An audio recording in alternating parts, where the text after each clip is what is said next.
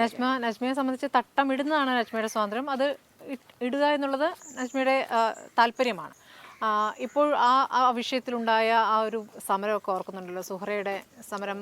തട്ടം ഒഴിവാക്കി, സാരി തലയിൽ മൂടിയിട്ടാണ് എപ്പോഴും നടക്കാറ്, അത് ഒഴിവാക്കിക്കൊണ്ട് അവർ നടക്കുന്നു.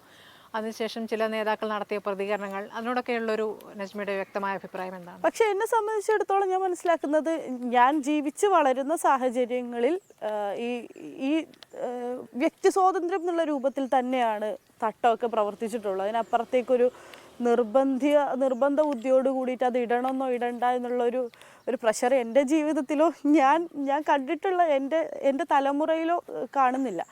പക്ഷെ അതിനപ്പുറത്തേക്ക് ഇങ്ങനെ കുറേ വിവാദങ്ങൾ ഉണ്ടാകുന്നുണ്ട്. അഥവാ തട്ടമിട്ട പെൺകുട്ടികൾ കയറണ്ടെന്നുള്ളത്, അല്ലെങ്കിൽ തട്ടമിടാത്തവർ മോശക്കാരാണ്. ഇതിനൊക്കെ എതിരെ ഞങ്ങൾ ആ സമയത്ത് പ്രതികരിച്ചിട്ടുണ്ട്, അതാത് സമയങ്ങളിൽ. കാരണം നമ്മളങ്ങനെ ഞാൻ തട്ടമിട്ട് ജീവിക്കുന്ന ഒരാളാണ്. ഞാൻ സ്റ്റേജിൽ കയറുന്നു, സംസാരിക്കുന്നു, തെരഞ്ഞെടുപ്പിൽ പങ്കെടുക്കുന്നു. ഇതൊക്കെ നമ്മൾ ഇതേ വസ്ത്രധാരണത്തിൽ കൂടി തന്നെ പോകുന്നു. ഇതിലെല്ലാം നമുക്ക് സ്പേസ് ഉണ്ടാവുന്നു. എന്നാൽ വളരെ ഇടയ്ക്ക് ഇങ്ങനെ ഓരോ പ്രസ്താവനകളും ഉണ്ടാകുന്നു. അപ്പോൾ ആ പ്രസ്താവനകൾ നമ്മളെയും കൂടി അപമാനപ്പെടുത്തുന്ന രൂപത്തിലാണ് വരുന്നത്.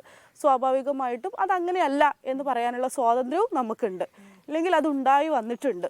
ഈ തെരഞ്ഞെടുപ്പിൽ എന്താണ് കാര്യമായി പ്രതിഫലിക്കുക എന്നാണ് തോന്നുന്നത്? ഇപ്പോൾ ഈ പറഞ്ഞ പോലെ സമരങ്ങളിലേക്ക് വരുമ്പോൾ CAA വിരുദ്ധ സമരം, അതിശക്തമായ ഒരു സമരത്തിന് ശേഷം അത് തൽക്കാലം നിർത്തിവെച്ചിരുന്നു. അങ്ങനെ അത് നിർത്തിവെക്കുകയാണ് എന്ന് കോടതിയെ ബോധ്യപ്പെടുത്തിയ കാര്യമാണ്. പക്ഷെ ഇപ്പോൾ അതിൽ വിജ്ഞാപനം ഇറങ്ങിയിരിക്കുന്നത്. അപ്പോൾ ഈ തെരഞ്ഞെടുപ്പിൽ അതെങ്ങനെയാണ് പ്രതിഫലിക്കുക എന്നാണ് ലക്ഷ്മിക്ക്? ഇതുപോലൊരു തെരഞ്ഞെടുപ്പിന്റെ തൊട്ട് തലേ ദിവസം CAA പോലെയുള്ള ഒരു നിയമം നടപ്പിൽ വരുത്തിക്കൊണ്ട് അങ്ങനെ ഒരു വിജ്ഞാപനം ഇറക്കേണ്ട ആവശ്യമില്ല. അതും എന്താ പറയുക, മറ്റുള്ളവരുടെ അഭിപ്രായങ്ങൾക്കൊന്നും വില നൽകാതെ ഇങ്ങനെ കുറേ നിയമങ്ങൾ ഉണ്ടാക്കേണ്ട ആവശ്യമില്ല. പക്ഷെ അത് അവരുടെ ഒരു ഇൻസെക്യൂരിറ്റി കാണിക്കുന്നുണ്ട്. ആ ഇൻസെക്യൂരിറ്റി പറയുന്നത് ഇന്ത്യയിലെ ജനങ്ങൾ ഇത് തിരിച്ചറിഞ്ഞു തുടങ്ങിയിരിക്കുന്നു. ഇവരുടെ ഈ അജണ്ടകൾ, മുസ്ലിങ്ങൾക്കെതിരെയായിട്ടുള്ള, ന്യൂനപക്ഷങ്ങൾക്കെതിരെയായിട്ടുള്ള, മനുഷ്യത്വ വിരുദ്ധമായിട്ടുള്ള, ജനാധിപത്യ വിരുദ്ധമായിട്ടുള്ള, ഭരണഘടനയൊന്നും വേണ്ട എന്ന് പറയുന്ന ഈ ഒരു ബോധം ജനങ്ങൾക്കുണ്ട് എന്നതിൽ അവർ അസ്വസ്ഥരാണ്. അതുതന്നെയാണ് ഈ തെരഞ്ഞെടുപ്പിൽ പ്രതിഫലിക്കാൻ പോകുന്നത് എന്നാണ് ഞാൻ വിശ്വസിക്കുന്നത്.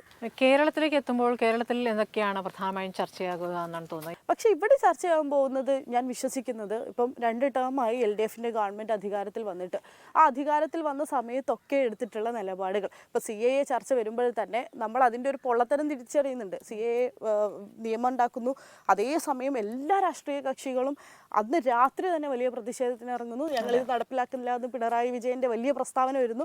പക്ഷേ ഞങ്ങളുടെ കൂട്ടത്തിൽ തന്നെ അന്ന് സമരം ചെയ്ത 10-700 ആളുകളുടെ കേസുകൾ ഇപ്പോഴും പിൻവലിക്കാതെ കിടക്കുന്നുണ്ട്. ആ കേസുകളൊക്കെ ഞങ്ങൾ തീർപ്പാക്കുമെന്ന് പറഞ്ഞ ഗവൺമെൻറ്റാണ്.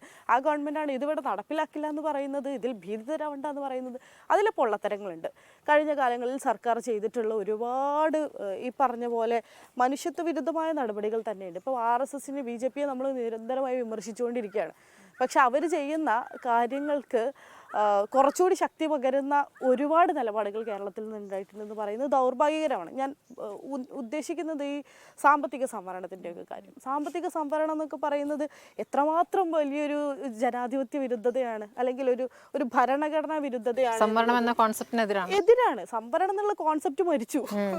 അതോടുകൂടി തന്നെ അത് ഇല്ലാതായി പോവാണ്. പക്ഷെ അങ്ങനെ ഒരു കോൺസെപ്റ്റിനെ ഇല്ലാതാക്കിക്കൊണ്ട് സാമ്പത്തിക സംവരണം എന്നുള്ളൊരു ആശയം വന്നപ്പോൾ തന്നെ അത് നടപ്പിലാക്കി കഴിഞ്ഞു നമ്മൾ. പിന്നെ സ്വാഭാവികമായിട്ടും ആ അസംതൃപ്തിയൊക്കെ ഈ തെരഞ്ഞെടുപ്പിൽ നിഴലിക്കും. കാരണം നമ്മൾ തമ്മിൽ മത്സരിക്കുമ്പോൾ ഏതാണ് ഏറ്റവും മികച്ച കക്ഷി, അല്ലെങ്കിൽ ആരാണ് ഇരട്ടത്താപ്പ് കാണിക്കാത്ത കക്ഷി എന്നുള്ള ചോദ്യം ഒരു വോട്ടറുടെ ഉള്ളിൽ സ്വാഭാവികമായിട്ടും ഉണ്ടാവുമല്ലോ.